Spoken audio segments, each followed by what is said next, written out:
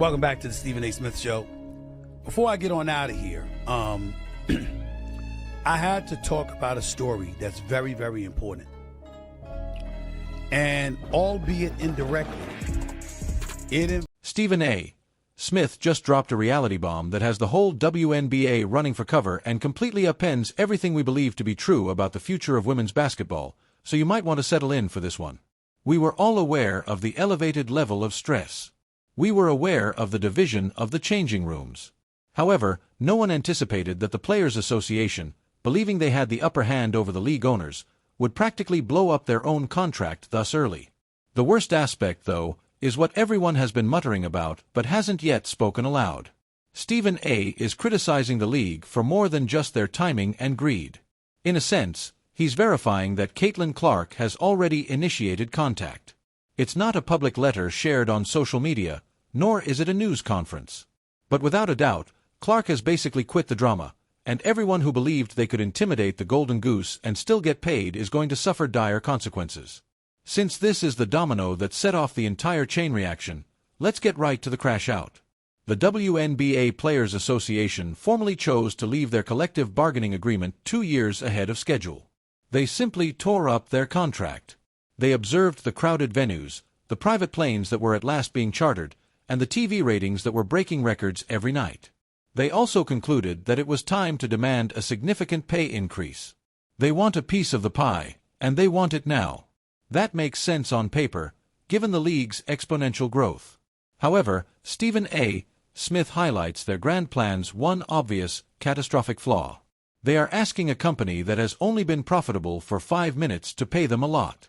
Additionally, they are actively undermining the whole reason why money exists in the first place. Regardless of how they handle the star attraction, they are wagering heavily that the audience will stick around. And the league as a whole might go bankrupt as a result of that risk.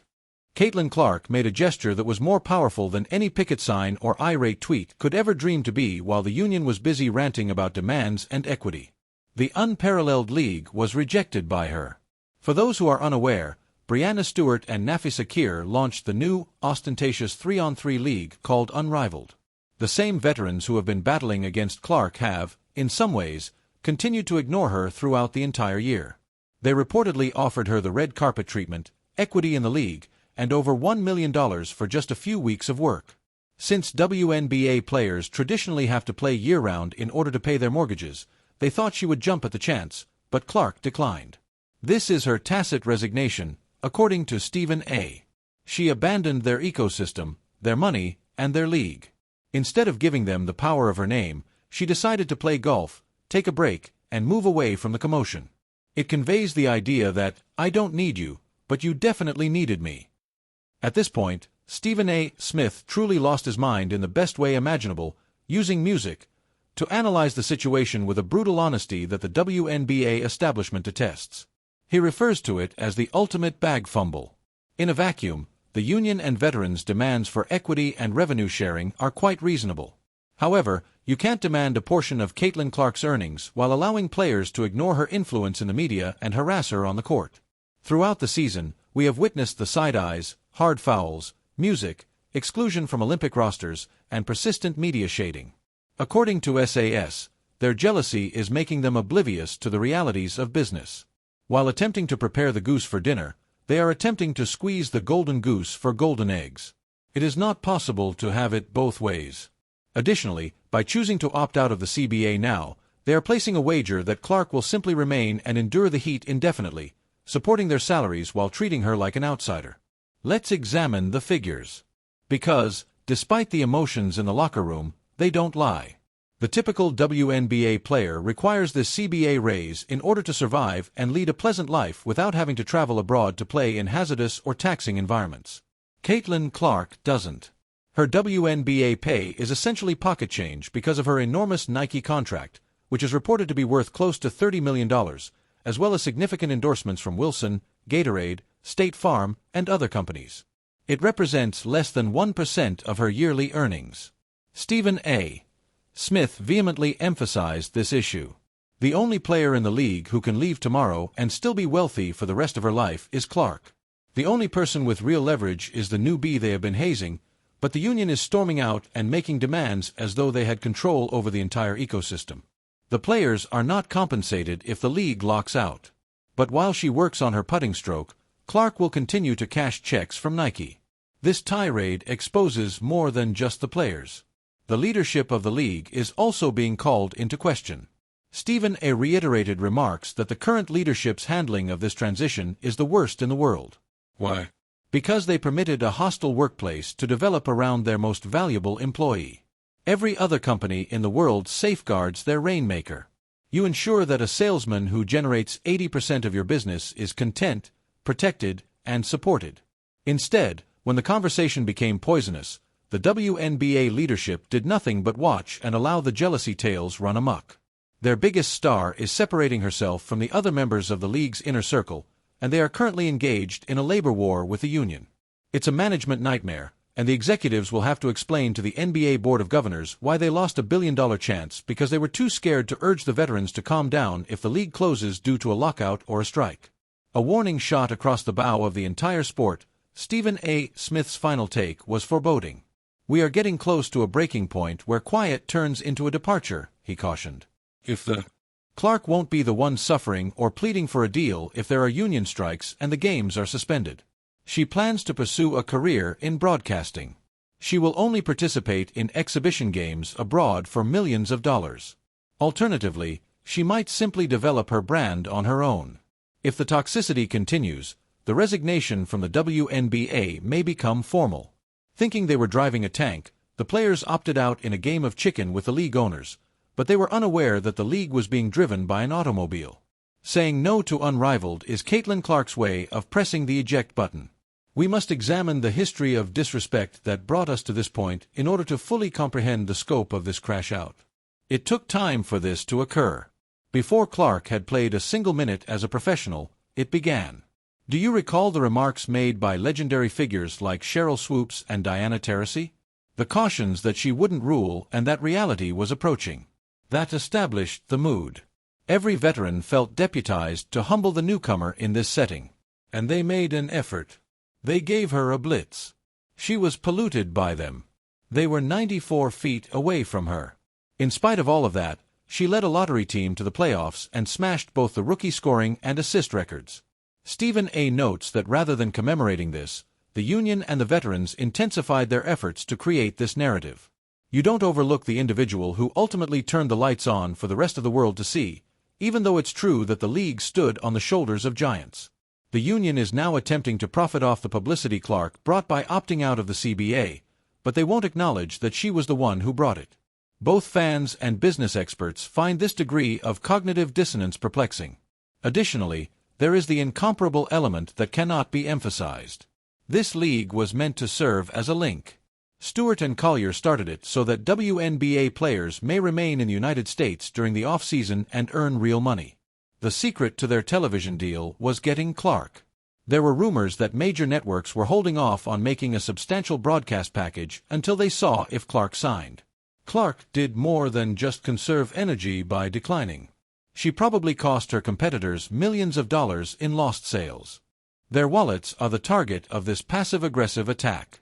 This was not an accident. According to Stephen A., Clark is intelligent.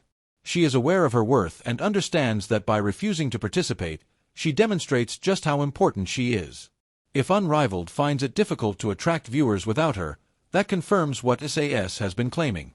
Not just for women's basketball in general, the public is rooting for Caitlin. Let's examine the crash-out psychology in more detail. Why right now? Why choose to leave 2 years early? According to the union, they wish to discuss a new model that takes the league's evolution into account.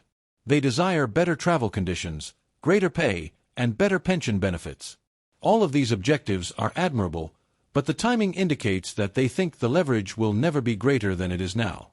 They fear that if they wait, the excitement may fade or the TV numbers may reach a plateau. However, as Stephen A. points out, the irony is that they run the risk of completely stopping the momentum by causing instability and threatening a work halt. It's possible that viewers who just turned in to watch Clark won't stay.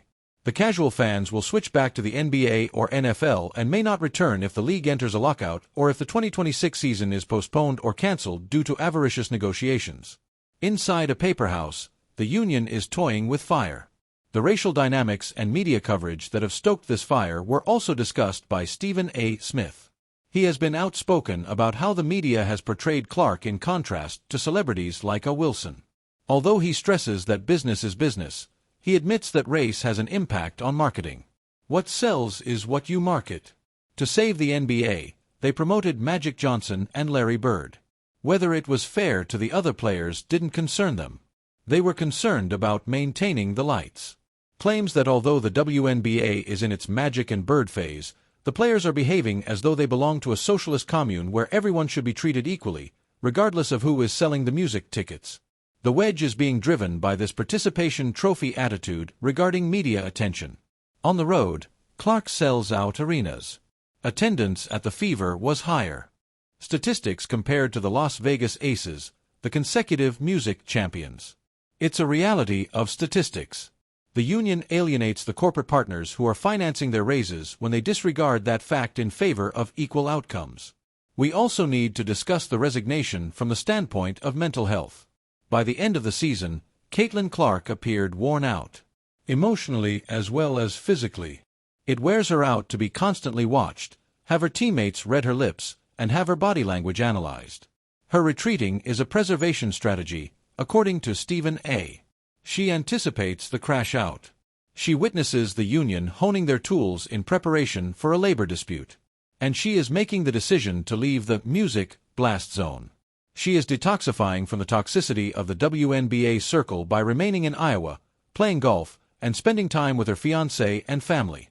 This is risky for the league since there is a real chance that she will permanently leave if she finds that she is happier outside the WNBA than with it. Athletes have previously left early. Andrew Luck, Calvin Johnson, and Barry Sanders. The money won't keep them if the surroundings are too poisonous. And keep in mind that Clark has the funds already. Since the golden goose analogy perfectly captures this situation, let's examine it in more detail. In essence, the farmer is the WNBPA. They have a goose that produces golden eggs. Clark. They are protesting that the goose receives too much attention in comparison to the chickens, rather than providing it with food, constructing a lovely nest, and keeping it content so it lays more eggs. The goose is being pecked by them. In an attempt to get a better deal for the hens, they are now threatening to blow up the coop, the CBA. This is economic suicide, as Stephen A. Smith is yelling from the rooftops. The gold vanishes if the goose takes off. These agreements were mostly signed by the TV networks ESPN, ION, and ABC. Forecasting Clark's course. These networks will employ terms to withhold compensation in the event of a resignation or if the league shuts out. The players' desired income sharing will be either 50% or 0%. The interaction between the union leadership and the agents is another intriguing reported aspect. There are allegedly a lot of frustrated agents. They are aware that all boats rise with the tide. Other athletes got endorsement deals thanks to Clark's presence. For 25 years, the league charter flights were a source of contention. Clark achieved what the union had battled for decades in just one season. Rather than expressing gratitude, the message has been that we deserve more and that it's time.